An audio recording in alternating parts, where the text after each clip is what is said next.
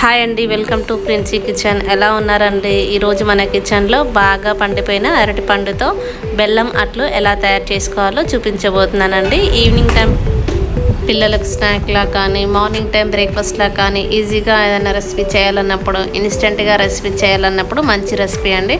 ఇక్కడ నేను ఆశీర్వాద్ ఆటాతో చేస్తున్నానండి. మీకు నచ్చితే మీరు మైదా పిండితో కూడా చేసుకోవచ్చండి.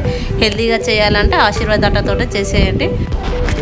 ఒక కప్పు బనానా పండ్లకి హాఫ్ కప్ బెల్లం, ఒక కప్పు పాలు వేసుకోండి. ఒక మిక్సీ జార్లోకి వేసేసుకొని బనానా ముక్కలు మెత్తగా అయ్యేంతవరకు మిక్సీ పట్టేసుకోండి.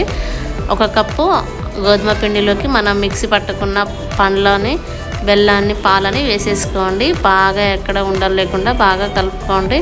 ఇలా కలుపుకున్న తర్వాత 1 టేబుల్ స్పూన్ వెనిలా ఎసెన్స్ వేసుకోండి. ఇది ఆప్షనల్ అండి. వెనిలా ఎసెన్స్ ప్లేస్లో ఇలాచి పౌడర్ అయినా వేసేసుకోవచ్చండి.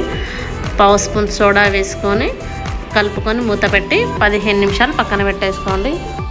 15 నిమిషాల తర్వాత మూత తీసి కలుపుకోండి. ఇప్పుడు పిండి రెడీ అయిపోయిందండి. అట్లు వేసుకోవడానికి దోశ పాన్ పైన మనం దోశ ఎలా వేసుకుంటామో అలాగే వేసేసుకోండి.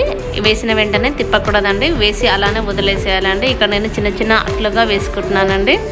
ఇలా అన్నీ వేసేసుకొని గ్యాస్ లో ఫ్లేమ్లో పెట్టండి.